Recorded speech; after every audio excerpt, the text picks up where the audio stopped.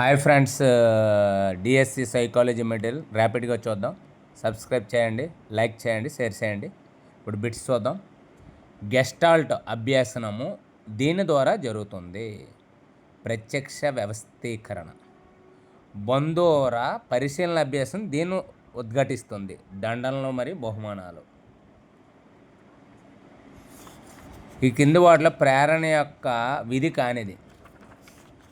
వివేచనముని పెంచుతుంది. అంటే ప్రేరణ యొక్క విధులు ఏంటి? ప్రవర్తన నిర్దేశిస్తుంది, ప్రవర్తన స్థిరపరుస్తుంది, జీవిని శక్తివంతం చేస్తుంది. Next bit.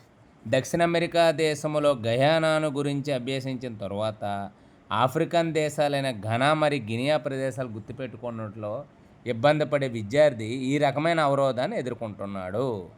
పురోగమన అవరోధం. అభ్యాసకుని సంసిద్ధత, ఉపాధ్యాయుని వైఖరి, ప్రవర్తన మరియు తరగతి గది నైతికత క్రింది ఇచ్చిన బోధనా శాస్త్రాంశాల్లో ఒకదాన్ని సూచిస్తుంది. అభ్యసన స్థితి. ఒక విద్యార్థి పద్య పఠన అభ్యాసం చేసినప్పుడు తోటి విద్యార్థుల హేళన చేయడం వల్ల ఆమె 10 మందిలో మాట్లాడటం భయపడటం మొదలైంది.